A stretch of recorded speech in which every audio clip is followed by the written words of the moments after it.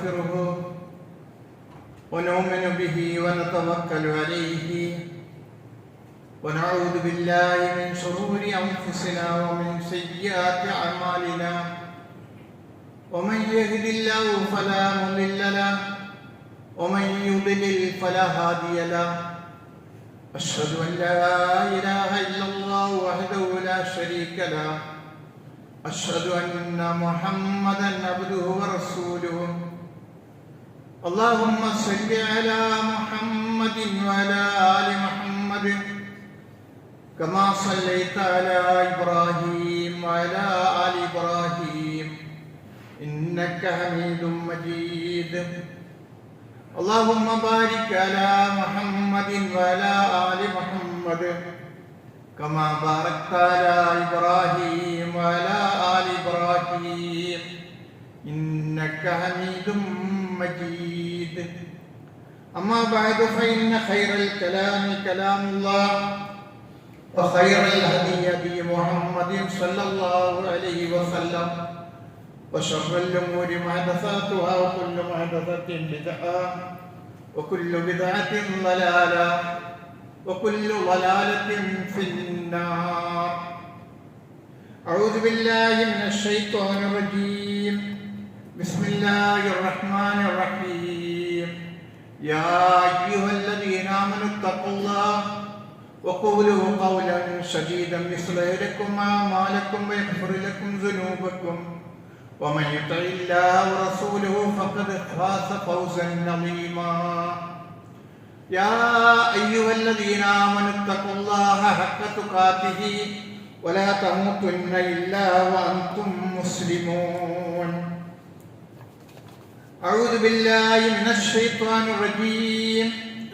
واصبر نفسك مع الذين يدعون ربهم بالعذابة والعشي يريدون وجهه ولا تعد عيناك عنهم تريد زينة الحياة الدنيا ولا تطع من أغفلنا قلبه عن ذكرنا واتبع هواه وكان أمره فرطا.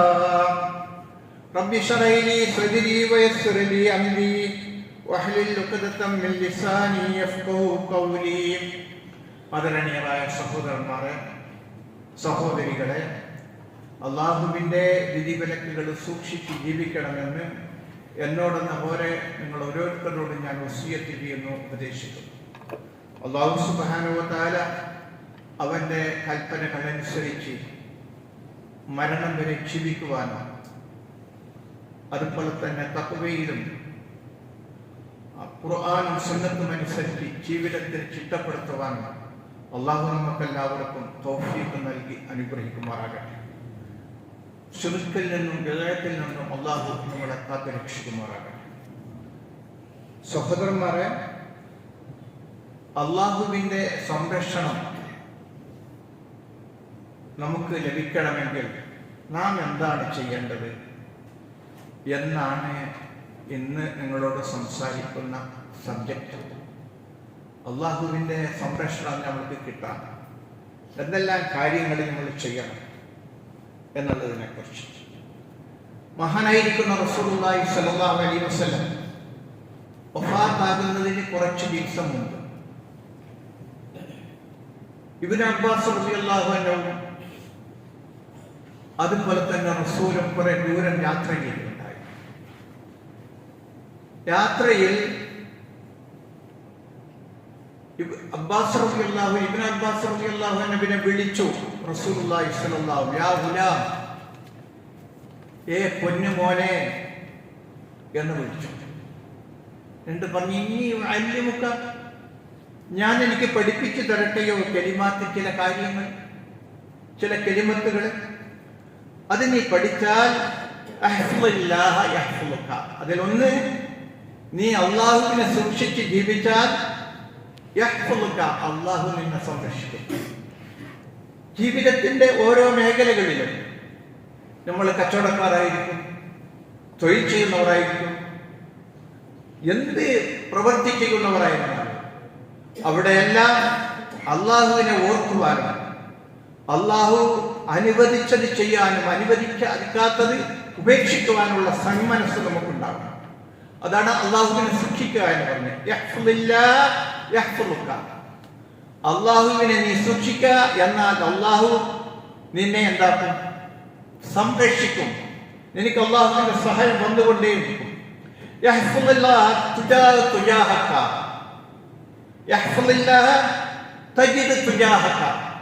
നീ അള്ളാഹുവിനെ സൂക്ഷിച്ച് ജീവിച്ചാൽ നിനക്ക് ബുദ്ധിമുട്ട് വരുമ്പോൾ, നിനക്ക് പ്രയാസങ്ങൾ വരുമ്പോൾ, നിനക്ക് രോഗം വരുമ്പോൾ അവിടെ അള്ളാഹു ഉണ്ടാവും. അള്ളാഹുവിന്റെ റസൂൽ പറഞ്ഞതാണ്, നീ അള്ളാഹുവിനെ സൂക്ഷിച്ച് ജീവിച്ചാൽ നിനക്ക് പ്രയാസങ്ങളും ബുദ്ധിമുട്ടും വരുമ്പോൾ ആ സ്ഥലത്ത് അള്ളാഹു ഉണ്ടാവും.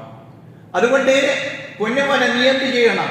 വല്ല അസാൽത്തല്ല, നീ എന്തെങ്കിലും ആവശ്യം ചോദിക്കുകയാണെങ്കിൽ അള്ളാഹുവിനോട് ചോദിക്കണം. നിന്റെ പ്രയാസങ്ങള്, നിന്റെ രോഗങ്ങള്, അത് ഇല്ല.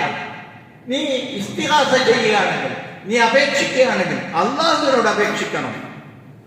കാരണം മോനെ നീ അറിയേണ്ടതുണ്ട്, വയലം നീ അറിയേണ്ടത്, ഇന്നൽ ഉമ്മത്ത, ഈ ലോകത്തിലുള്ള മുഴുവനും ആളുകൾ ഒരുമിച്ച് കൂടിയിട്ട് അവർ ഒരു കാര്യം ചിന്തിച്ചു, എനിക്കൊരു ഉപകാരം ചെയ്യണമെന്ന്, എനിക്കൊരു നന്മ ചെയ്യണമെന്ന് നാട്ടുകാരെല്ലാം കൂടി ചിന്തിച്ചു.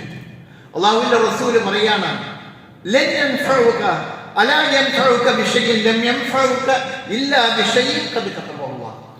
അള്ളാഹു നിനക്കെന്താണ് കണക്കാക്കിയത് അതേ അവർക്ക് ചെയ്യാൻ സാധിക്കും, വേറെ ഒന്നും അതിനപ്പുറം ചെയ്യാൻ സാധ്യമല്ല. എന്നെ അള്ളാഹുവിന്റെ റസൂല് പറഞ്ഞു, എല്ലാവരും ഒരുമിച്ചുകൂടി നിന്നെ ഒന്ന് ഇടുന്ന നാട് കടത്തണം പറഞ്ഞു, നിനക്ക് ദ്രോഹം ഉണ്ടാക്കണം എന്ന് പറഞ്ഞിട്ട്, അല്ലെങ്കിൽ നിന്റെ വീട് കത്തിക്കണം, അല്ലെങ്കിൽ നിന്റെ വാഹനം കത്തിക്കണം, എന്തെങ്കിലും വിചാരിച്ച ആളുകൾ ഒരുമിച്ച് കൂടി അങ്ങനെ തീരുമാനിച്ചു കഴിഞ്ഞാൽ അള്ളാഹു എന്താണോ നിന്റെ മേലിൽ കണക്കാക്കിയത് അത് മാത്രമേ സംഭവിക്കുകയുള്ളൂ. അവർ വിചാരിച്ചതൊന്നും സംഭവിക്കുകയില്ല. എല്ലാ സ്ഥലത്തും അള്ളാഹുവിനെ സൂക്ഷിച്ച് ജീവിക്കുന്നവർക്ക് അള്ളാഹുവിന്റെ സംരക്ഷണമുണ്ട്. അള്ളാഹു പരിശുദ്ധ ഖുർആനിൽ അത് പറഞ്ഞിട്ടുണ്ട്. ഒരിക്കൽ ഇബ്നു അബ്ബാസ് റളിയല്ലാഹു അൻഹുവിനോട് പറഞ്ഞത് അല്ലാഹു നീ ആരോഗ്യമായിട്ടുണ്ടാവുമ്പോൾ അള്ളാഹുവിനെ സൂക്ഷിച്ച് ജീവിക്കുക. എന്നാൽ നിനക്ക് പ്രയാസം വരുമ്പോ, നിനക്ക് രോഗം വരുമ്പോ, നിനക്ക് ബുദ്ധിമുട്ടുകൾ വരുമ്പോൾ, സാമ്പത്തികമായ തളർച്ച വരുമ്പോൾ, ആരോഗ്യപരമായിരിക്കുന്ന തളർച്ച വരുമ്പോൾ നിന്റെ കൂടെ അള്ളാഹു ഉണ്ടാവും. ഇതാണ് യഥാർത്ഥമായിരിക്കുന്ന അഹ്ലു സുന്നത്ത് വൽ ജമാഅത്തിന്റെ വിശ്വാസം. നമ്മൾ അള്ളാഹുവിനെ സൂക്ഷിച്ച് ജീവിച്ചാൽ അള്ളാഹു നമ്മളെ കൂടെ ഉണ്ടാവും. സൂറത്ത് അൽ ബഖറയിൽ യഹൂദികളോട് പറഞ്ഞ ഒരു വാക്കുണ്ട്, യഹൂദികളെ, നിങ്ങൾ എന്നോട് ചെയ്ത കരാറ് നിങ്ങൾ പാലിക്കുക, എന്നാൽ നിങ്ങളോട് ഞാൻ ചെയ്ത കരാറ് പാലിക്കും. അത് നമ്മൾക്ക് പരിശുദ്ധ ഖുർആനിൽ എടുത്ത് അള്ളാഹു പറഞ്ഞിട്ടുണ്ട്. എന്തിനാ പറഞ്ഞത്? നമ്മളോട് അള്ളാഹുവിന് കരാറ് ചെയ്തിട്ടുണ്ട്. അന്ന് കരാറ്, നിങ്ങൾ എന്നെ സൂക്ഷിച്ച് ജീവിച്ചാൽ നിങ്ങളെ ഈ നാട്ടിൽ നിന്ന് പുറത്താക്കാനായിരിക്കും സാധ്യമല്ല. നിങ്ങളെ ഈ നാട്ടിൽ നിന്ന് പുറത്താക്കാനായിരിക്കും സാധ്യമല്ല. എന്നെ ഭയപ്പെട്ട് എന്റെ കൽപ്പന അനുസരിച്ച് എന്നോട് മാത്രം പ്രാർത്ഥനകളും ദുആകളും ഇബാദത്ത് ചെയ്തിരിക്കാൻ നിങ്ങളെ ഈ നാട്ടിൽ നിന്ന് പുറത്താക്കാനായിരിക്കും കഴിയില്ല. നിങ്ങൾ അങ്ങനെ ചെയ്തില്ലെങ്കിൽ നിങ്ങളെ മേൽ ശത്രുക്കൾ എന്നുണ്ടാവും, കഴിഞ്ഞു പോകും. അതുപോലെ തന്നെ ഫദ്കുറൂനി അദ്കുറുക്കും, അല്ലാഹു പറഞ്ഞു ഫദ്കുറൂനി, നിങ്ങൾ എന്നെ ഓർമ്മിക്കുക, ഫദ്കുറുക്കും, നിങ്ങളെ ഞാൻ ഓർമ്മിക്കും. നിങ്ങൾക്ക് ഞാൻ നിഅമത്ത് ചെയ്യും, എന്നെന്താക്കണം? നിങ്ങൾ ഓർക്കണം.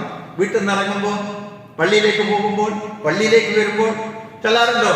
അവിടെ ഒരു ബോർഡ് വെച്ചിട്ടുണ്ട്, പള്ളിയിലേക്ക് കയറുമ്പോൾ ചെല്ലാൻ വേണ്ടി. നിങ്ങൾ എത്ര പേര് ചൊല്ലിയിട്ടുണ്ട്? മറന്നുപോയി. അല്ലാഹുമ്മ അഫ്തഹി ലി അബ്വാബ റഹ്മതിക. പള്ളിയിൽ പോകുമ്പോൾ അല്ലാഹുമ്മ ഇന്നി അസ്അലുക മിൻ ഫദ്ലിക. ചെറിയ ദുആകൾ മറന്നുപോയി. നമ്മൾക്ക് പള്ളിയിൽ പോകുമ്പോൾ നമ്മൾ അശ്രദ്ധ, നിസ്കാരം തന്നെ അശ്രദ്ധ. നിസ്കരിക്കുന്ന ടൈമിൽ നമ്മളെ കച്ചവടം, നമ്മളെ കുടുംബം, മോനിക്ക് ഉഷാറില്ലാത്തത്, ഏട്ടൻ ആസ്പത്രിയിലുള്ളത്, കച്ചവടത്തിൽ വന്ന നഷ്ടം, അല്ലെ ഓർമ്മ വരുമ്പോഴാണ് കച്ചവടത്തിൽ കൈകെട്ടിയിട്ടാകുമ്പോഴാണ്. ഇതുണ്ടാകാൻ പാടില്ല. എപ്പോഴും നിങ്ങൾ എന്താവണം? അള്ളാഹുവിനോട് ഫദ്കുറൂനി അദ്കുറുക്കും, നിങ്ങൾ എന്നെ ഓർക്കുക, ഞാൻ നിങ്ങളെ ഓർക്കും. ലഹു മുഅഖബാതു മിൻ ബൈനി യദൈഹി വമിൻ ഖൽഫിഹി യഹ്ഫദൂന മിൻ അംരില്ലാഹ്. അല്ലാഹു തആല പറയാണ്, നിങ്ങൾ അള്ളാഹുവിനെ സൂക്ഷിച്ച് ജീവിച്ചിരുന്നാൽ നിങ്ങൾക്ക് വരാൻ പോകുന്ന ബുദ്ധിമുട്ടുകളെ തന്നെ അള്ളാഹു നിങ്ങളെ കാത്തുരക്ഷിക്കും. എപ്പോൾ അള്ളാഹുവിനനുസരിച്ച് നിങ്ങൾ ജീവിക്കാൻ തുടങ്ങിയാൽ, ശിർക്കിൽ നിന്നും ബിദ്അത്തിൽ നിന്നും ഒഴിവായി സത്യത്തിലും സമാധാനത്തിലും നിങ്ങൾ ജീവിക്കാൻ ആഗ്രഹിക്കുന്നുണ്ടെങ്കിൽ, അള്ളാഹുവിനെ സൂക്ഷിച്ച് ജീവിക്കുന്നുണ്ടെങ്കിൽ അള്ളാഹു നിങ്ങളെ സഹായിക്കും. ഒരു കവി പാടിയത് ഒരു പാട്ടുണ്ട്, ومن يتق الله يهجر في عواقبه ويكفيه شر من عزوا من نهان من استجار بغير الله في فضغ فإن ناصر عجز وخضان والزم يدك بحبل الله مستمعا فإنه ركن من خانتك الأركان. നിങ്ങൾ അല്ലാഹുവിനെ സൂക്ഷിച്ച് ജീവിച്ചു കഴിഞ്ഞിരുന്നാൽ നിങ്ങൾക്ക് പ്രായമായി പോകുമ്പോൾ നിങ്ങൾക്ക് ഇസ്സത്തും അഭിമാനം എല്ലാം പേര്, നിങ്ങളെ സംരക്ഷിക്കാൻ ആളുണ്ടാവും, നിങ്ങളോട് സ്നേഹം മരുന്ന് പൈസ ഇല്ലെങ്കിൽ ബുദ്ധിമുട്ടുമ്പോൾ സഹായിക്കാൻ നിങ്ങൾക്ക് ആളുണ്ടാവും. എപ്പോഴും ആരോഗ്യം ഉണ്ടാകുമ്പോൾ നിങ്ങൾ വാങ്ങിൽ ജീവിച്ചിരുന്നാൽ. അതുകൊണ്ട് കവി പറയാം, ബുദ്ധിമുട്ടുകളും പ്രയാസം വരുമ്പോൾ അള്ളാഹു അല്ലാത്തവരോട് നിങ്ങൾ പ്രാർത്ഥിക്കുക, അള്ളാഹു അല്ലാത്തവർക്ക് നേർച്ചയാക്കുക.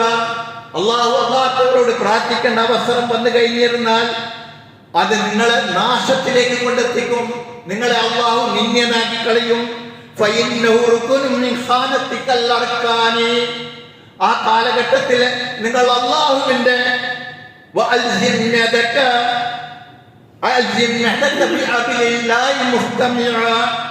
ആ കാലഘട്ടത്തിൽ നിങ്ങൾ അല്ലാഹുവിന്റെ പാശത്തെ, അല്ലാഹുവിന്റെ കാര്യനെ മുറുകെ പിടിക്കണം.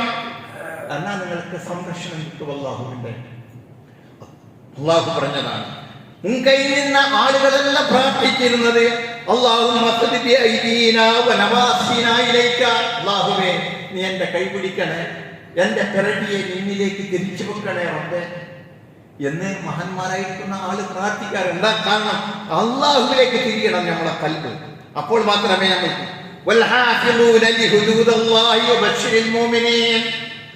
അള്ളാഹുവിനെ സൂക്ഷിച്ച് ജീവിക്കുന്നവർക്ക് മുഹമ്മദ് നബിയെ നിങ്ങൾ സന്തോഷ വാർത്ത അറിയിക്കുക എന്തെന്ന്, നിങ്ങൾക്ക് അള്ളാഹുവിന്റെ സംരക്ഷണം ഉണ്ടാകും എന്നുള്ളത് നിങ്ങൾ സന്തോഷ വാർത്ത അറിയിക്കുക.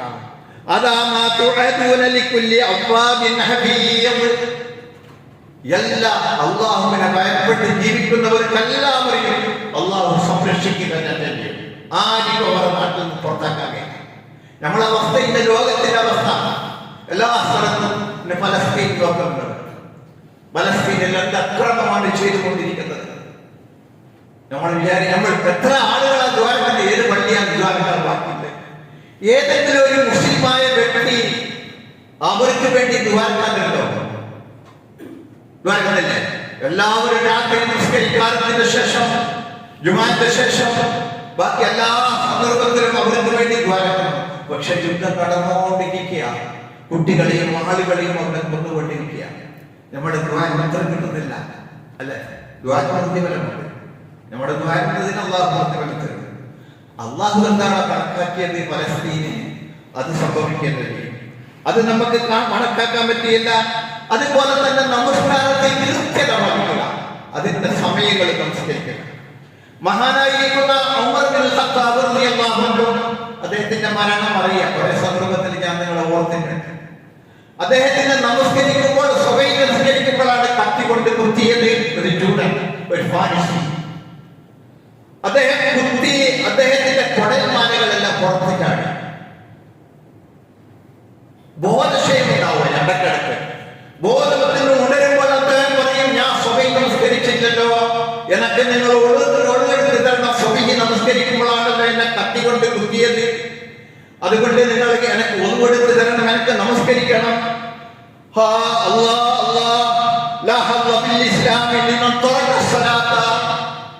നമസ്കാരം ഉപേക്ഷിക്കുന്നവന്, അല്ലെങ്കിൽ നമസ്കാരം അതിന്റെ സമയത്ത് നിർവഹിക്കാത്തവന് ഇസ്ലാമെ അവനിക്ക് ഒരു അവകാശവുമില്ല, അവനിക്ക് ഇസ്ലാമിൽ ഒരു ഓഹരിയുമില്ല. നമസ്കാരം അതിന്റെ സമയത്തിൽ നമസ്കരിക്കാത്തവൻ. എന്നിട്ട് മഹാനായിരിക്കുന്ന ഉമർ റളിയല്ലാഹു അൻഹു പറയാണ്, നിങ്ങൾ നമസ്കാരം കൃത്യമായിട്ട് നമസ്കരിക്കുകയാണെങ്കിൽ അല്ലാഹ് നിങ്ങളെ കാത്തു രക്ഷിക്കും. നമസ്കാരം നിങ്ങൾ ശരിയായിട്ട് ഭക്തിയോടും ഖൗഫോട് കൂടി നമസ്കരിക്കുകയാണെങ്കിൽ അല്ലാഹു നിങ്ങളെ കാത്തു രക്ഷിക്കും. ആരെങ്കിലും നമസ്കാരത്തിൽ തോന്നിയാസം കഴിക്കാൻ നമസ്കരിക്കാം, അസറിന് നമസ്കരിക്കാം, അല്ലെങ്കിൽ മകരുപാട്ട് നമസ്കരിക്കാം. നമ്മളെ ഫോണിൽ പോയി സാധനം വാങ്ങിട്ട് വരാം എന്നെല്ലാം വിചാരിച്ചിട്ട് നമസ്കാരത്തിന്റെ സമയങ്ങളെയും അതിനോടുള്ള ഭക്തിയും മനസ്സിൽ കഴിഞ്ഞാൽ അദ്ദേഹത്തിന് അല്ലാഹു നിന്യനാക്കി കളയും. നാട്ടുകാരുടെ ഇടയിൽ ജനങ്ങളുടെ ഇടയിൽ ഒന്നുമില്ലാത്ത പറഞ്ഞതാ.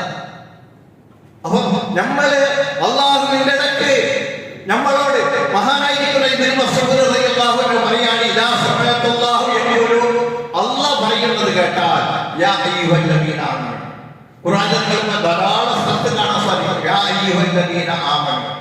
അങ്ങനെ കേട്ടാൽ നിങ്ങളെ കേൾവി മുഴുവൻ അത് കേട്ട് നിൽക്കണം. മുഅ്മിനീങ്ങളെ നിങ്ങളോടാണ് അല്ലാഹു പറയുന്നത്, മുഅ്മിനീങ്ങളെ എന്ന് വിളിച്ചിട്ടാണ് പറയുന്നത്. അപ്പൊ അത് നിങ്ങൾ എന്താക്കാൻ പാടില്ല, ഇൻകാർ ചെയ്യാൻ പാടില്ല. അങ്ങനെ അല്ലാഹു തആല വിളിച്ച് പറഞ്ഞതാണ് യാ അയ്യുഹല്ലദീന ആമനു ഇന്നമൽ ഖംറു വൽ മൈസിറു വൽ അൻസാബു വൽ അസ്ലാമു റിജ്സുൻ മിൻ അമലി ശൈത്താൻ. നമ്മളെ ഉമ്മാക്കളെ വൈകുന്നേരമായി കഴിഞ്ഞാൽ കുറെ കുട്ടികളെ കൂട്ടമുണ്ടാവാം. എന്റെ മോനുണ്ടാവുക, നിങ്ങൾ അപ്പോഴും ഉണ്ടാവും. അവർ കുറെ തമാശ പറഞ്ഞു, പിന്നെ അവിടെ ജീവിതത്തിലൊക്കെ ടൗണിൽ പോകാന്ന് പറഞ്ഞ് ഗാഡി ഉണ്ടാവും, എല്ലാവർക്കും ഗാഡി ഉണ്ടാവില്ല. ഇപ്പോൾ ഒന്ന് പോയി അവിടെ വാക്ക് പറഞ്ഞ് അതിനപ്പുറത്ത് കഞ്ചാവിളിക്കുന്നുണ്ടാവും, അല്ലെങ്കിൽ മറ്റെന്തെങ്കിലും വിളിക്കുന്നവരുണ്ടാവും, അല്ലെങ്കിൽ നാവിൽ ഇടിയിലൊക്കുന്ന വാർത്ത. അതൊന്നും ഒരു പ്രാവശ്യം വെച്ച് കിട്ടിയാൽ പിന്നെ നല്ല ഉന്മേഷമായിട്ട് പോകും, പിന്നെ ഹാബിറ്റായിട്ട് പോകും. നിങ്ങൾ പേപ്പറിലെല്ലാം കാണാറുണ്ടോ? ഒരു മാസം മുമ്പ് കുമ്പള ഇതിന്റെ അടുത്ത സ്ഥലമാണ്, 3 കുട്ടികളെ ഈ ഗാഞ്ച വിൽക്കാൻ വേണ്ടിയിട്ട് കുട്ടികളിലൂടെ പാസ്സാക്കി. സ്കൂളിൽ പോകുന്ന കുട്ടികളെ 8ാം ക്ലാസ്സിൽ 9ാം ക്ലാസ്സിൽ പഠിക്കുന്ന കുട്ടികളിലൂടെ സ്കൂളിലേക്ക് ഗാഞ്ച പാസ്സാക്കാം. ഒരു വർഷം, ഒരു ദിവസമല്ല, ഒരു വർഷം ഇങ്ങനെ ചെയ്തു. അപ്പോഴാണ് പോലീസിനെ അറിയുന്നത്, അപ്പോഴാണ് അറസ്റ്റ് ചെയ്തത്. നമ്മളെ കുട്ടികളെ നമ്മൾ സൂക്ഷിക്കണം. നമ്മളെ വിളിച്ചിട്ടാണ് പറയുക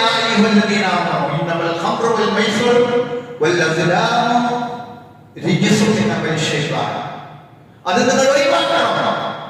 എന്നാൽ നിങ്ങൾക്ക് വിജയിക്കാം. അത് കണ്ടെത്തുന്നത് ഒഴിവാക്കണം, നിങ്ങൾക്ക് വിജയിക്കാൻ സാധിക്കും. അള്ളാഹു നമ്മളോട് പറയുകയാണ്. അതുപോലെ തന്നെ അള്ളാഹു സുബ്ഹാനഹു വ തആല പറയുകയാണ് നമ്മളോട്. എന്താ പറയുന്നത്? ഞാൻ നിങ്ങൾക്ക് ഓതി വെച്ച ആയത്ത് സൂറത്തുൽ കഹ്ഫിലുള്ള ആയത്താണ്. സൂറത്തുൽ കഹ്ഫ് വിളേജങ്ങൾ ഓതുമല്ല, അതിലുള്ള ആയത്താണ്. നബിയെ നിങ്ങൾ കൂടെ നിർത്തണം.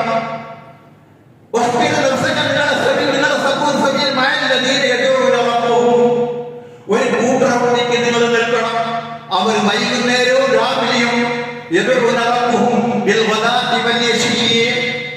അവർ രാവിലെയും വൈകുന്നേരവും പ്രാർത്ഥിക്കുന്നവരാണ്, നമസ്കരിക്കുന്നവരാണ്. അസ്രസ്കാരത്തിനും സ്വഭയസ്കാരത്തിനും വലിയ പ്രാധാന്യമുണ്ട്.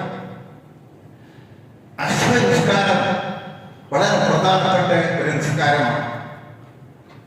അതിനെക്കുറിച്ച് പറഞ്ഞിട്ടില്ല. അള്ളാഹുവിനെ നിങ്ങൾ കാണും. ഒരു ദിവസം രാത്രി ടൈമിൽ സഹാബികളും മസ്ജിദുൽ നബവിയുടെ മിത്തത്തിൽ നിൽക്കും. അപ്പോഴേ 14 രാവിലെ ഉദിച്ചു നിൽക്കും. സഹാബികളോട് ചോദിച്ചിട്ടുള്ള ആ ചന്ദ്രനെ കണ്ടോ? കണ്ടില്ലേ? അതുപോലെ നിങ്ങൾ റബ്ബിനെ നിങ്ങൾ കണ്ടോളൂ. ആ ഹദീസിന്റെ ബാക്കി ഭാഗത്തിൽ പറയുന്നത് ഒരു കാര്യം നിങ്ങൾ ചെയ്യണം, നാളെ റബ്ബിനെ നിങ്ങൾക്ക് കാണണമെന്ന ആശയമുണ്ടെങ്കിൽ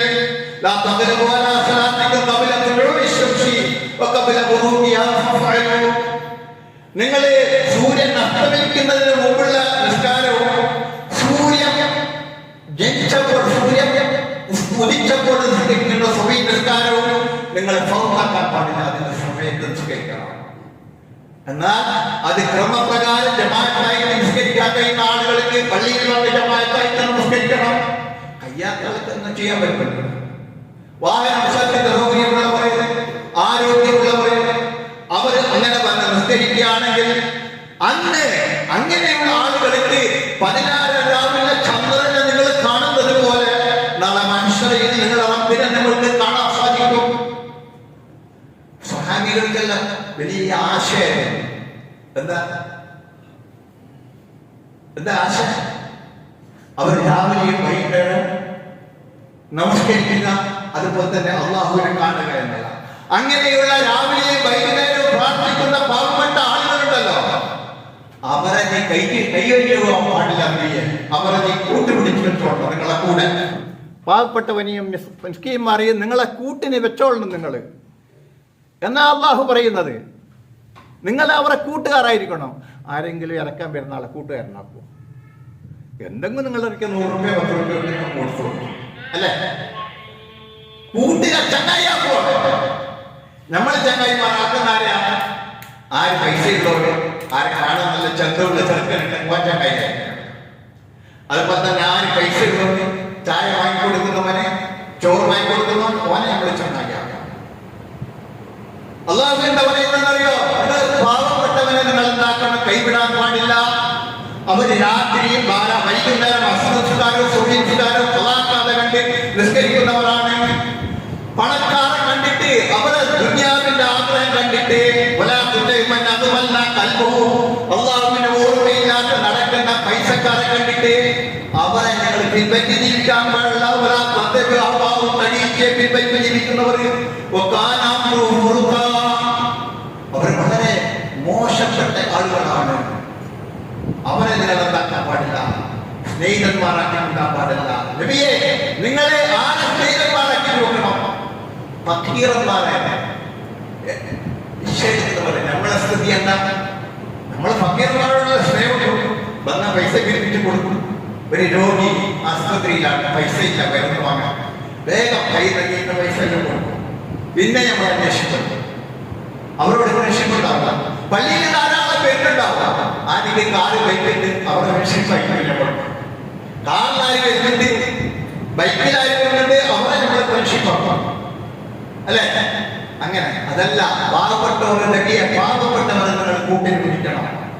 അവർ രാവിലെയും വൈകുന്നേരവും പള്ളിയിൽ വന്ന് നമസ്കരിക്കുന്നവരാണ്. നബിന്റെ ദുആ എങ്ങനെ? നബി എപ്പോഴും ദുആ ഉണ്ടായിരുന്നു. എന്താ ദുആ? അല്ലാഹുമ്മ ഇന്നി അസ്അലുക ഫിഅലൽ ഖൈറാത്ത്. അല്ലാഹുവേ, നീ എനിക്ക് നന്മ ചെയ്യാനുള്ളത്, ഖൈർ ചെയ്യാനുള്ളതായിരിക്കുന്ന ഉദവി തൗഫീഖ് നൽകണേ റബ്ബേ. വതറക്കൽ മുൻകറാത്ത്, മോശമായ കാര്യങ്ങൾക്ക് വിട്ടു നിൽക്കാനും അല്ലാഹുവേ നീ എനിക്ക് തൗഫീഖ് ചെയ്യണേ റബ്ബേ. നമ്മുടെ റസൂലിന്റെ ദുആ അല്ലാഹുമ്മ ഇന്നാ നസ്അലുക ഫിഅലൽ ഖൈറാത്ത്, നല്ലത് ചെയ്യാൻ നീ തൗഫീഖ് ചെയ്യണേ റബ്ബേ. വതറക്കൽ മുൻകറാത്ത്, മോശമായതിൽ നിന്ന് വിട്ടു നിൽക്കാൻ. ഹുബ്ബുൽ മസാകീൻ, പാവപ്പെട്ടവരോട് മിസ്കീന്മാരോട് സ്നേഹമുള്ളവരാക്കി തീർക്കണേ റബ്ബേ. പാവപ്പെട്ടവരോട് മിസ്കീന്മാരോട് സ്നേഹമുള്ളവരാക്കി തീർക്കണേ റബ്ബേ. ആരാ പ്രാർത്ഥിക്കുന്നത്? ലോകത്തിന്റെ നേതാവായിരിക്കുന്ന പ്രവാചകൻ റസൂലുള്ളാഹി സ്വല്ലല്ലാഹു അലൈഹി വസല്ലം. പാവപ്പെട്ടവരുടെ സ്നേഹിതനാണ് ഹുബ്ബുൽ മസാകീൻ, അവരോട് സ്നേഹമുള്ളവരാക്കി തീർക്കണേ റബ്ബേ. നമ്മൾ മാതാപിതാക്കൾക്കല്ല ചെലവിനെ പൈസ കൊടുക്കും. പള്ളിയിൽ ഒരു വിശ്വസിക്കുന്ന ഒന്നുമില്ല എന്നതിന് വന്ന് അനപ്പാ കൊടുക്കുന്ന പോലെ കൊടുക്കാം അല്ല. അതെല്ലാവരും കൊടുക്കുന്നുണ്ടല്ല. 10 രൂപ ഏറ്റവും പോട്ടെ, ആ നിലക്കാകാൻ പാടില്ല. നിങ്ങൾക്ക് അള്ളാഹുവിന്റെ സ്നേഹം, അള്ളാഹുവിന്റെ കാരുണ്യം നിലനിൽക്കണമെങ്കിൽ എന്ത് ചെയ്യണം? അത്തരം പാവങ്ങളെ നിങ്ങൾ ഒട്ടിക്ക് നിർത്തണം. പള്ളിയിൽ കമ്മിറ്റി ഉണ്ടാക്കുമ്പോൾ ഖജാൻജിയാക്കാൻ അയാളായിരിക്കും, അയാൾക്ക് പൈസ പ്രസിഡന്റ് ആക്കാൻ ഇവനായിരിക്കുമല്ലേ, ഇവനൊരു കുറച്ച് പൈസ എല്ലാം ഉണ്ട്. ബുദ്ധിമുട്ട് വന്നാൽ പള്ളി വിടുമല്ലോ, പിന്നെ നമുക്ക് നല്ല കലക്ഷൻ ആക്കി കൊടുക്കാം അല്ലെ? പാവപ്പെട്ടവനുണ്ടാവും, പള്ളിക്ക് വേണ്ടി പ്രവർത്തിക്കണം, പള്ളിന്റെ ഹിതമത്തെടുക്കണമെന്ന് വിചാരിക്കുന്നവർ അവനെ നമ്മൾ പള്ളിക്ക് കൊടുക്കില്ല. ഒരിക്കൽ ചായ കുടിക്കാൻ കഴിയില്ല, രാവിലെ പണിക്ക് പോകും, വൈകുന്നേരം വരും. ആ പുള്ളിയെല്ലാം വല്ല വീട്ടിൽ ചെലവാക്കും, പള്ളിക്ക് തരാനൊന്നും ഉണ്ടാവില്ല. വനങ്ങൾ കൂട്ടില്ല, കാരണം അവന്റെ പൈസ ഇല്ല. പള്ളിന്റെ ഹിതമത്തെടുക്കണം അവർക്ക് ആശയം ഉണ്ടാവും. അവർക്ക് പള്ളിന്റെ ഹിതമത്തെടുക്കണം, പള്ളിന്റെ പണിയെടുക്കണം, നമ്മൾ കൊടുക്കില്ല. അങ്ങനെ ആവാൻ പാടില്ല. നമ്മൾ ഈ തൗഹീദിലുള്ളവർ ഒരേ ഉമ്മാന്റെ ഉപ്പാന്റെ പോലെ ആയിരിക്കണം. അവൻ പണമുള്ള ചെറുപ്പക്കാരനാവട്ടെ, വാഹനമുള്ളവനാവട്ടെ, വീടുള്ളവനാവട്ടെ, ഒരേ മനസ്സിൽ സ്നേഹിക്കാൻ സാധിക്കണം. അങ്ങനെ സാധിച്ചാലേ അള്ളാഹുവിന്റെ സംരക്ഷണം നമുക്ക് കിട്ടുകയും അള്ളാഹുവിന്റെ റസൂലിനോട് പറഞ്ഞതാണ്. അതുകൊണ്ട് സഹോദരന്മാരെ, നമ്മൾ എപ്പോഴും ജീവിതത്തിൽ നന്മ ചെയ്യാൻ വേണ്ടിയിട്ട് നമ്മൾ പ്രാർത്ഥിച്ചുകൊണ്ടിരിക്കണം. എന്നാൽ മാത്രം അള്ളാഹു നമ്മളെ പ്രായമാവുമ്പോഴും നമ്മളെ അള്ളാഹു സ്നേഹിക്കുകയും അള്ളാഹുവിന്റെ കാര്യങ്ങൾ നമ്മൾക്ക് കിട്ടുകയും. അതുകൊണ്ട് നമ്മളെല്ലാവരും അള്ളാഹുവിനെ എല്ലാ അവസരത്തിലും ഓർക്കുവാനും അള്ളാഹുവിന്റെ മഹത്വത്തെ മനസ്സിലാക്കി ജീവിക്കാനും അള്ളാഹു നമുക്ക് എല്ലാവർക്കും തൗഫീഖ് നൽകി അനുഗ്രഹിക്കുന്നതാണ്.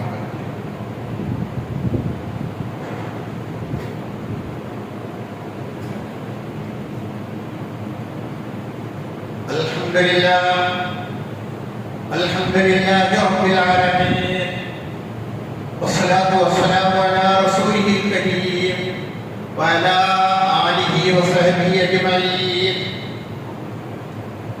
സഹോദരന്മാരെ, അള്ളാഹുവിന്റെ വിധിവിലക്കുകളിൽ സൂക്ഷിച്ച് ജീവിക്കണമെന്ന് ഒരിക്കൽ കൂടി എന്നോടൊന്ന് വരുന്നത് ഓരോരുത്തരോടും ഞാൻ വസീയത്തിക്കുകയാണ്. അള്ളാഹു സുബ്ഹാനഹു വ തആല അള്ളാഹുവിന്റെ കൽപ്പന അനുസരിച്ച് അത് ജീവിതത്തിൽ പകർത്തി ജീവിക്കാനുള്ള തൗഫീഖ് അള്ളാഹു നമുക്ക് നൽകി അനുഗ്രഹിക്കുമാറാകട്ടെ. അതേ അവസ്ഥയിൽ തന്നെ മരിക്കുവാനും അള്ളാഹു തൗഫീഖ് നൽകി അനുഗ്രഹിക്കുമാറാകട്ടെ. നബി സല്ലല്ലാഹു അലൈഹി വസല്ലം പറഞ്ഞത് നമ്മൾ എന്ത് ചെയ്യണം? ഖൈർ ചൊല്ലണം, ഖൈർ ചെയ്യണം. ഖൈറിന് വേണ്ടിയിട്ട് ഞങ്ങൾ അള്ളാഹുവിനെ തൗഫീഖ് ചെയ്യണം. അങ്ങനെ ചെയ്താൽ എന്താ കിട്ടാൻ പോകുന്നത്? അള്ളാഹു നമുക്ക് റഹ്മത്ത് ചെയ്യും, നമ്മളത് കാരുണ്യം ചെയ്യും. മഹാനായിരിക്കുന്ന അല്ലാമ അബൂ തയ്യിബ് എന്ന് പറഞ്ഞിട്ട് ഹിജ്റ 4-ാം നൂറ്റാണ്ടിൽ ജീവിച്ച ഒരു പണ്ഡിതനുണ്ട്. അയാൾ ഒരു കടൽ യാത്ര ചെയ്യും. ഒരു കടൽ കുറെ ബാല്യക്കാരുണ്ടായിരുന്നു. അയാൾക്ക് 80 വയസ്സാണ്. ഒരു ചരിത്രം രേഖപ്പെടുത്തിയതാണ്. അയാള് അവിടെ പോയി ഒരു കരയിലേക്ക് എത്തി. അവിടെ വെച്ചപ്പോ ആൾക്കാർക്കെല്ലാം ഇറങ്ങണമെങ്കിൽ ഈ കപ്പലിന്റെ സൈഡിൽ ഏണി വെച്ച് പോകണം. കടലിന്റെ നേരെ സൈഡിലേക്ക് പോകണം, വെള്ളത്തിലേക്ക് ചാടിക്കണം. അപ്പൊ ഇത് ഏണി വെച്ചിട്ട് ഇറങ്ങണം. അപ്പൊ ഈ 80 വയസ്സിന്റെ അല്ലാമ അബൂ തയ്യിബ് ഈ കപ്പലിന്റെ കൊടിയിൽ നിന്ന് താഴേക്ക് ചാടിക്കണം. അപ്പൊ ബാല്യക്കാരെല്ലാം ഉണ്ടായിരുന്നു. ബാല്യക്കാരെ ചോദിച്ചു, നിങ്ങൾക്ക് എങ്ങനെയാണ് സാധിച്ചത്? നിങ്ങൾക്ക് എങ്ങനെയാണ് കടലിന്റെ കരയിലേക്ക് ചാടാൻ സാധിച്ചത്? ഞങ്ങളുടെ അവസ്ഥയാണെങ്കിൽ ഞങ്ങൾക്ക് ഞങ്ങൾക്ക് പേടിയാണ്. അപ്പോ അയാൾ പറഞ്ഞു, എന്താ പറഞ്ഞെന്നറിയാം?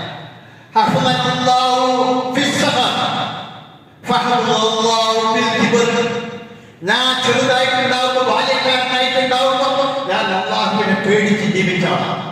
എന്റെ കയ്യും കാലും അല്ല അള്ളാഹുവിന് വേണ്ടി കൊടുത്താണ്. എന്നെ അതിന് വേണ്ടി ഞാൻ അനാചാരമൊന്നും ചെയ്തിട്ടില്ല.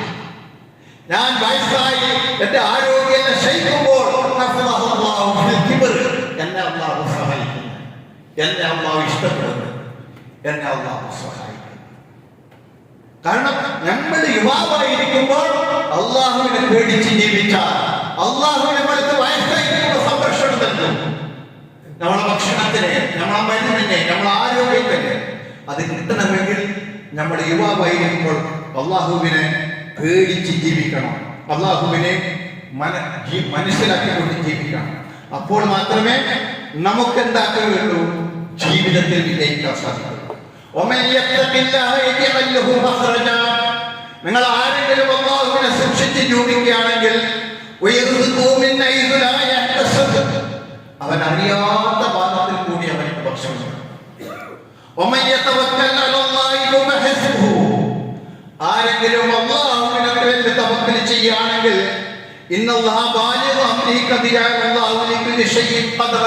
എല്ലാ കാര്യത്തിലും അവനിക്ക് ഒരു ലിമിറ്റഡ് ആയിട്ട് കാര്യങ്ങൾ നിർവഹിക്കാൻ സാധിക്കും. അള്ളാഹു തൗഫീഖ് ചെയ്യും. നമ്മളെ 4-ാം ക്ലാസ്സിലൊന്നും അറിയില്ല, അറബി സെക്ഷനിൽ മദ്രസയിൽ പഠിപ്പിക്കുന്ന 4-ാം ക്ലാസ്സിലും 5-ാം ക്ലാസ്സിലും അറിയില്ല. ഒരു ഫക്കീറിന്റെ കഥയിൽ വളരെ ദരിദ്രമാണ്. അപ്പോ വളരെ ബേജാറുള്ള മക്കളുണ്ട്, കഴിയാൻ കഴിയുന്നില്ല. അങ്ങനെ അവർ പള്ളിയിൽ പോയി കുറേ നേരം വരുന്ന അയാൾ നമസ്കരിച്ച് അല്ലാഹുവിനോട് പ്രാർത്ഥിച്ച് വരുമ്പം ബൈക്കിൽ പള്ളിയിലേക്ക് വരുമ്പോൾ ഒരു സഞ്ചി കിട്ടിയാണ്. ആ സഞ്ചിയുമായിട്ട് വീട്ടിലേക്ക് പോയി നോക്കുമ്പോൾ ഇതിൽ കുറെ ദിനംശങ്ങളായി. ഭാര്യ പറഞ്ഞു, ഇത് മറ്റാരതവായിരിക്കും, നിങ്ങൾ പള്ളിയിലേക്ക് എന്നെ കൊണ്ടുവെക്കുക, ഇത് നമുക്ക് എടുത്ത് തിന്നാൻ പാടില്ല, ഹറാമായതാണ്, വീടി കെട്ടി വസ്തു ഞങ്ങൾക്ക് തിന്നാൻ പാടില്ല. അങ്ങനെ അന്നോ അതിന്റെ മുമ്പേത്തെ ദിവസമോ ആ വീട്ടിൽ ഭക്ഷണം ഉണ്ടാക്കിയിട്ടില്ല. കുട്ടികൾ കരയുന്നുണ്ട്. എന്നിട്ടും ആ ഉമ്മ അതിലിട്ട് ഒരു ഗൃഹം എടുത്ത് അരി വാങ്ങാനോ ഗോതമ്പ വാങ്ങാനോ ഉദ്ദേശിച്ചില്ല. അത് തിരിച്ച് പള്ളിയിൽ കൊണ്ടുവച്ചു. അപ്പൊ ഒരാള് വിളിച്ചു ചോദിക്കുന്നുണ്ട്, ഇന്നാളുടെ മകൻ ആരാണെന്ന് ചോദിച്ചു. അപ്പൊ അയാൾ പറഞ്ഞ് ഞാനാണ്. എന്നാൽ നിങ്ങൾക്ക് തന്നയച്ചത് ആ ബാഗ് നിങ്ങൾ കൊണ്ടുപോയി കൊള്ളിയതാണ്, പള്ളിയിലുള്ളവരാണ്. ഞാനാണ് അത് കൊണ്ടുവച്ചത്, അവിടെ വെച്ചത്, അത് നിങ്ങൾക്ക് തന്നയച്ചതാണ്. ഇന്ന നാട്ടിലുള്ള ഒരു രാജാവ് നിങ്ങൾക്ക് തന്നയച്ചതാണ്, നിങ്ങൾ കൊണ്ടുപോയി കൊള്ളിയത്. അള്ളാഹു സുഭിക്ഷമായിട്ട് അവർക്ക് കൊടുത്തു, തൃപ്തിപ്പെട്ടു കൊടുത്തു. അപ്പൊ എന്താ പറഞ്ഞാൽ അള്ളാഹുവിനെ നമ്മൾ പേടിച്ച് ജീവിച്ചു കഴിക്കേണ്ട, നമ്മളെ ഭക്ഷണത്തിന് പേടിക്കേണ്ട, ഏടുന്നായിട്ടും നമ്മളെ ആരോഗ്യത്തിന് മരുന്നുകൾ പേടിക്കേണ്ട. അള്ളാഹു തരും. അള്ളാഹുവിന്റെ സംരക്ഷണം നമ്മൾക്ക് ഉണ്ടാവും. നമ്മളെ ഈ നാട്ടിൽ പുറത്താക്കി നമ്മളെ ഇവിടുത്തെ മെമ്പറല്ല, ഈ നാട്ടിന്റെ പൗരനല്ല ആർക്കും പറയാൻ കഴിയില്ല. എന്ത് വേണം? അള്ളാഹുവിനെ ഭയപ്പെട്ടവരായിരിക്കും ജീവിക്കേണ്ടത്. കണ്ട ഔലിയാനെയും കണ്ട നിഷ്കരിക്കാത്ത ആളെയും കണ്ട ബീവിനെയും ഭാവനെയും പേടിച്ചിട്ടല്ല ജീവിക്കേണ്ടത്. അള്ളാഹുവിനെ പേടിച്ച് ജീവിക്കണം. അപ്പോൾ അള്ളാഹുവിന്റെ സഹായം നമുക്ക് കിട്ടും. അള്ളാഹു നമ്മളെ സഹായിക്കുക തന്നെ ചെയ്യും. അള്ളാഹു നമ്മളെ എന്താക്കി കളയില്ല, മടക്കി കളയില്ല. അതുകൊണ്ടാണ് നമസ്കാരം പ്രധാനമായിട്ട് സൂക്ഷിക്കുക. പാപപ്പെട്ടന്റെ ഹക്ക് അത് പ്രധാനമായിട്ട് സൂക്ഷിക്കുക. അതവനിക്ക് കൊടുക്കേണ്ടതാണ്, അതവനിക്ക് കൊടുക്കേണ്ടതാണ്. അത് നിങ്ങൾ മറിച്ചു കൊടുക്കാൻ പാടില്ല. അവന്റെ ആവശ്യങ്ങൾ നിറവേറ്റുക, പരസ്പരം സഹകരിക്കുക. നാട്ടിൽ ഒരു പ്രശ്നക്കാരനുണ്ടായിരിക്കും, അവനിക്ക് യോഗ്യയായിരിക്കും, അവനെ സഹായിക്കേണ്ടത് നമ്മളെ ബാധ്യതയാണ്. നമ്മൾ വിചാരിക്കും ഈ പള്ളിയിൽ മാത്രമല്ല നമ്മൾ ഒരുമിച്ച് കൂടുന്നത്, നമ്മളെ കൽബ് ഒരുമിച്ച് കൂടുന്നില്ല. പള്ളിയിൽ വരുമ്പോ അസറാക്കാം, മുഹമ്മദാക്കാം, ബൊക്കറാക്കാം എന്നല്ല പറഞ്ഞ് എല്ലാവരും കൈ കൊടുക്കും. പള്ളി വിട്ടി കഴിഞ്ഞാൽ അയാൾ ആസ്പത്രി ഉണ്ടെങ്കിൽ നമ്മൾ ചിന്തിക്കുകയില്ല, അയാൾ രോഗിയായി പോയാൽ ചിന്തിക്കില്ല, അയാളെ കൂടി ഭക്ഷണം ഉണ്ടാക്കിയിട്ട് അയാളെ വീട്ടിൽ ഇവിടെ ചിന്തിക്കില്ല. ഈ അവസ്ഥ ഒരു സലഫി മുസ്ലിമിന് ഉണ്ടാകാൻ പാടില്ല. സലഫി എന്ന് പറഞ്ഞാൽ അള്ളാഹുവിന്റെ റസൂൽ സഹാബത്ത് ജീവിച്ചതുപോലെ ജീവിച്ച ആളുകൾ എന്നാണ്. അവരങ്ങനെയല്ല ജീവിച്ചത്. അവർ അത്രമാത്രം ഒരു യുദ്ധത്തില് ഒരാളെ ഷഹീദായി, അയാൾ വെള്ളം ചോദിച്ചു, അൽമാൻ എന്ന് പറഞ്ഞു. ആ വെള്ളവുമായിട്ട് ഒരു ആൾ അയാളുടെ അടുക്കലേക്ക് പോയി. അപ്പൊ അപ്പുറത്ത് നൽമാൻ ഒരാളെ കേൾക്കുന്നു. അപ്പൊ ഇയാൾ പറഞ്ഞു, എനിക്ക് വെള്ളം വേണ്ട, അയാൾക്ക് കൊടുക്കും. അയാളുടെ പോയി പോകുമ്പോഴേക്ക് അപ്പുറത്ത് ഒരാൾ എന്ന് കേൾക്കുന്നു. അപ്പൊ അവിടെ കൊണ്ടുപോയി. അവിടെ കൊണ്ടുപോകുമ്പോഴേക്ക് അയാൾ മരിച്ചുപോയി. തിരിച്ച് രണ്ടാമത്തെ ആളിലേക്ക് വന്നു, അയാൾ മരിച്ചുപോയി. തിരിച്ച് മൂന്നാമത്തെ ആളിലേക്ക് വെള്ളവുമായിട്ട് മരിച്ചുപോയി. ആരും കുടിക്കാൻ കഴിഞ്ഞില്ല. സ്വന്തം സഹോദരൻ അത്രമാത്രം ദാഹമുണ്ടായിരുന്നു. സഹറാത്തിന്റെ അവസ്ഥയിലാണ് വെള്ളം ചോദിക്കുന്നത്. എന്റെ സഹോദരനും ആവശ്യമുണ്ട് വെള്ളം, എനിക്ക് കിട്ടിയില്ലെങ്കിൽ സാരമില്ല, എന്റെ സഹോദരൻ കുടിക്കട്ടെ എന്ന് വിചാരിച്ചു. ഇതാണ് മുസ്ലിമിന്റെ മനസ്സ്, ഇതാണ് സലഫിയുടെ മനസ്സ്. അതായിരിക്കണം നമ്മൾ, അതാവണം സലഫി. അങ്ങനെ ആയിരിക്കണം സലഫി. അപ്പോൾ മാത്രമേ അള്ളാഹുവിന്റെ അടുക്കെ നമുക്ക് രക്ഷിക്കാൻ സാധിക്കുകയുള്ളൂ. സഹോദരന്മാരെ, ഞങ്ങൾക്ക് നിങ്ങളോട് പറയാനുള്ളത്, ഒരാള് നമ്മളുടെ സ്നേഹിതൻ, നമ്മളെ ഈ നാട്ടിലെല്ലാം പരിചയമുള്ളവരാണ്, ഒരു ക്രിട്ടിക്കൽ കണ്ടീഷനായിട്ട് ആസ്പത്രിയിൽ കിടക്കുകയാണ്. നമ്മളെ ഈ നാട്ടിലുള്ള കുറെ സലഫികളുടെ കുടുംബക്കാരനാണ്. അദ്ദേഹത്തിന് ക്രിട്ടിക്കൽ കണ്ടീഷനാണ്, ലിവർ ഫെയിലിയർ ആയിട്ടുണ്ട്. അയാൾക്ക് വേണ്ടി നിങ്ങൾ നമസ്കാരത്തിന് ശേഷം രാത്രി തഹജ്ജുദ് നിസ്കരിക്കുന്നത് അദ്ദേഹത്തിന് വേണ്ടി പ്രാർത്ഥിക്കണം. മറ്റുപോലെ തന്നെ മൂത്രത്തിന്റെ ബുദ്ധിമുട്ടായിട്ട് ഒരു പെണ്ണുങ്ങളും ആസ്പത്രിയിലുണ്ട്, അവർക്ക് വേണ്ടിയിട്ട് നിങ്ങൾ പ്രാർത്ഥിക്കണം. അല്ലാഹുവേ, അവരെ സൗകര്യം നിശ്ചയമാക്കി കൊടുക്കണേ, അവർക്ക് മഹ്ഫറത്ത് റഹ്മത്ത് നൽകണേ, അവർക്ക് അവരുടെ കുടുംബത്തിന് സമാധാനം നൽകണേ. അള്ളാഹുവെ മാരകമായ രോഗത്തിൽ നിന്നും പ്രയാസത്തിൽ നിന്നും അള്ളാഹുവെ ഞങ്ങളെ നീ കാത്തുരക്ഷിക്കണേ. അള്ളാഹുവെ ദീനിൽ തന്നെ ഉറച്ചു നിൽക്കുവാൻ ധാരാളം ഇഷ്ടങ്ങളും ധാരാളം ഗ്രൂപ്പുകളും സലഫികളുടെ ഇടയിൽ തന്നെ ഉണ്ട്. അള്ളാഹുവെ ഏറ്റവും സത്യമായ സിറാത്തുൽ മുസ്തഖീമിൽ തന്നെ ഉറച്ചു നിൽക്കുവാൻ, അതിൽ തന്നെ ജീവിക്കുവാൻ, മരണം വരെ അതിൽ തന്നെ തുടരുവാൻ ഞങ്ങൾക്ക് നീ തൗഫീഖ് ചെയ്യണേ. ഞങ്ങളെ മക്കൾക്ക് നീ തൗഫീഖ് ചെയ്യണേ. പക്ഷേ ഈ ഹിദായത്ത് ഞങ്ങളെല്ലാവർക്കും നീ പ്രത്യേകമായിട്ട് അള്ളാഹുവെ ഞങ്ങൾക്ക് നീ മനസ്സിലാക്കി തരണേ. അള്ളാഹുവെ ഞങ്ങളെ വഴിവെച്ചു പോയ മാർഗത്തിലാക്കല്ല. ശരിയായിരിക്കുന്ന സിറാത്തുൽ മുസ്തഖീമിൽ തന്നെ ജീവിക്കാനുള്ള തൗഫീഖ് ഞങ്ങൾക്ക് തരണേ. അള്ളാഹുവെ ഞങ്ങളെ ബുദ്ധിമുട്ടുകളും പ്രയാസങ്ങളും നീ തീർന്നു തരണേ. മാരകമായ രോഗത്തിൽ നിന്നും പ്രയാസത്തിൽ നിന്നും അള്ളാഹുവെ ഞങ്ങളെ നീ കാത്തുരക്ഷിക്കണേ. മരിക്കുന്നത് വരെ നമസ്കാരം അതാതിന്റെ സമയത്ത് നമസ്കരിക്കാനുള്ള തൗഫീഖ് ഞങ്ങൾക്ക് നീ നൽകണേ. നിന്നെക്കുറിച്ചുള്ള ഭയം എപ്പോഴും ഞങ്ങളുടെ മനസ്സിൽ നീ നിലനിർത്തണേ. اللهم اغفر للمؤمنين والمؤمنات والمسلمين والمسلمات والأحياء منهم والأموات يا قاضي الحاجات. ربنا آتنا في الدنيا حسنة وفي الآخرة حسنة وقنا عذاب النار. ربنا تقبل منا إنك أنت السميع العليم وتب علينا إنك أنت التواب الرحيم واغفر لنا يا غافر المذنبين وارحمنا يا راحم المساكين. وصلى الله تعالى وسلم على خير خلقه نبينا محمد وآله وصحبه أجمعين والحمد لله رب العالمين.